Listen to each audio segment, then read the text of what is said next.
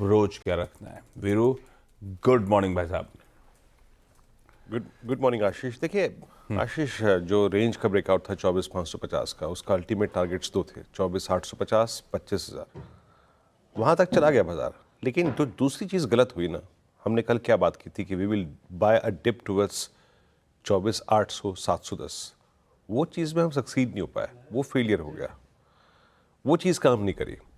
और कल mid session तक 12 बजे तक पुट राइटर्स के पास कोई कन्विक्शन नहीं था, कोई कन्विक्शन नहीं, न 24,800 न 24,700। आज डिलेमा, आज संशय, दुविधा इस बात की है कि इंस्टीट्यूशनल प्लेसमेंट जिस प्रकार की कल हुई है वो आज एक क्वेश्चन मार्क खड़ा कर देती है हमारे स्ट्रक्चर पर। आशीष, कल के इंस्टीट्यूशनल फिगर्स लेके आइए। आशीष, मैं आपसे यही पूछना चाह रहा था, मतलब एग्जैक्टली मैं रणनीति पे आता, लेकिन आपने भी जब डेटा देखा होगा एफआईएस का, आपको थोड़ा सा दिक्कत नहीं लगी? सडनली इतना बड़ा कैश का सेल, और नहीं मैं बता रहा हूँ, हाँ।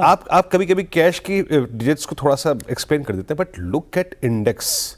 ये 6,666 करोड़ रुपए का इंडेक्स बेचा और 25,000 कॉन्ट्रैक्ट लॉन्ग काट लिए, 11,000 कॉन्ट्रैक्ट शॉर्ट। यानी जरा प्लीज वो डायग्राम रखिएगा आशीष। हाँ। आपने सडनली 36,500 शॉर्ट्स ओपन कर लिए। आपने भी टीम बनाई होगी, कैसे रीड कर रहे हैं स्टैट्स को? मैं एक बात पूछना मैं कल रात में जब डेटा देख रहा था वीरू, परसों का लॉन्ग शॉट था 50-50, ऑलमोस्ट 50-50 था।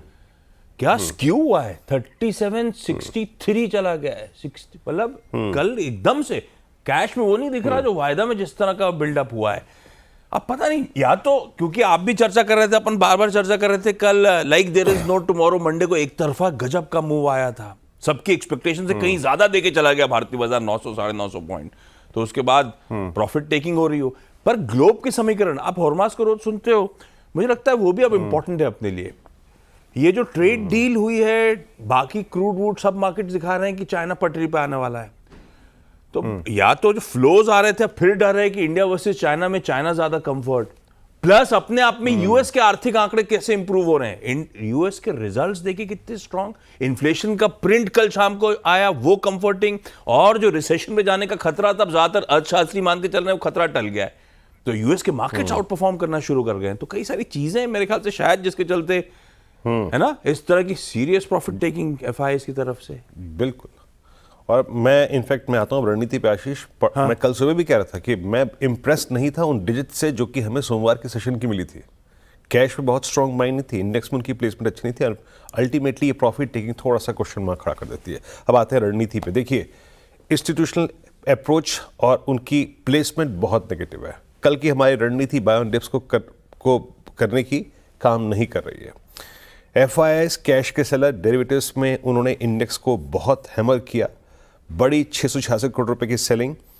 कॉल शॉर्ट की है करीब करीब 1,41,000।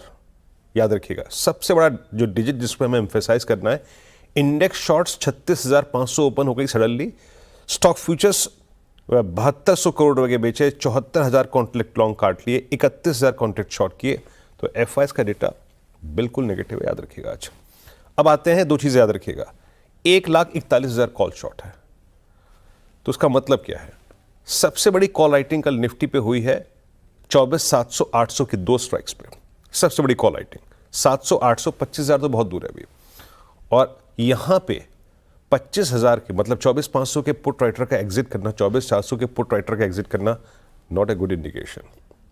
ये डिलेमा, ये आपके कंफ्यूजन को बरकरार रखेगा। 600 पे पुट्स एग्जिट हुई।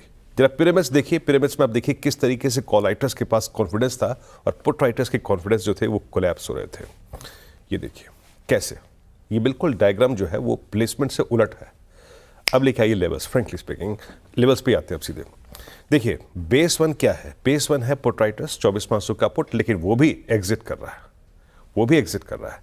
तो मैं ये आपसे आग्रह करूंगा कि वेट फॉर सम क्लैरिटी, बाजार को एक दिशा को लेने दीजिए।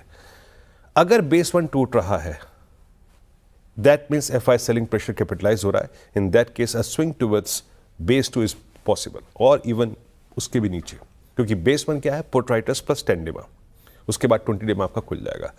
base 1 होल्ड कर गया तो एक pull back towards RS1 possible है। अब RS1 क्या है आपको मैंने बिल्कुल समझा दिया, ये है पहले कॉल राइटर्स का जोन। तो ट्रेड फर्स्ट हाफ में शायद इसके बीच में नजर आए, बशर्ते कि बेस 1 होल्ड कर जाए, और बेस 1 होल्ड कर गया और RS1 को स्ट्राइक कर दिया और 810 पार कर दिया, तो हमारी स्ट्रेंथ फिर रिज्यूम करेगी। In that case we will again move towards 878, 910 और 973। बट सारा खेल है RS1 और बेस 1 के आसपास। बेस 1 बड़ा क्रिटिकल है आज के सेशन में, put writers and 10-day exponential moving average. Same case Nifty bank का। हालांकि याद रखिएगा निफ्टी बैंक में उतना पेन नहीं था, कैलकुलेटेड अगर आप देखें डिप था। क्यों? क्योंकि इसने 55,000 के पुट राइटर्स को सम्मान दिया, रिस्पेक्ट दिया, 10 डे को रिस्पेक्ट दी, और 55,000 पे पुट राइटर्स अभी भी अलाइंड है। बट एक बात है कि वहां पे call writers in comparison to Monday अब ज्यादा आ गए हैं। लेवल्स लेके आइए। बेस 1 को याद रखिएगा निफ्टी बैंक का क्या है। निफ्टी बैंक का बेस 1 है, कुछ हद तक मैंने थोड़ा बहुत अभी भी उस 55,000 के पुट राइटर को सम्मान दिया है, प्लस दिस इज 10 डे। अगर निफ्टी बैंक ये होल्ड करता है तो ये भी उसी तरीके से ट्रेड कीजिएगा जैसे कि मैंने निफ्टी की बात कही। बेस 1 और RS1 के बीच में ट्रेड होगा। बट इन एनी केस अगर निफ्टी बैंक भी 10 डे की ट्रेजेक्टरी को तोड़ता है, क्योंकि इंस्टीट्यूशनल फिगर्स मैंने समझाई आपको अच्छे नहीं है, in that case a dip towards base 2 that is 20 day exponential moving average possible. और बेस 1 अगर काम कर गया, यहां पे अपने रेस्ट लिया, तो पुल बैक टुवर्ड्स RS1 जरूर पॉसिबल है, बट वहां पे ट्रेड को चेक जरूर कीजिएगा। और मेरा आग्रह है कि शायद थोड़ा सा यहाँ पे क्लैरिटी का इंतजार कीजिएगा। इन डेटा को थोड़े से जो FIs के हैं रिस्पेक्ट देनी चाहिए। आशीष।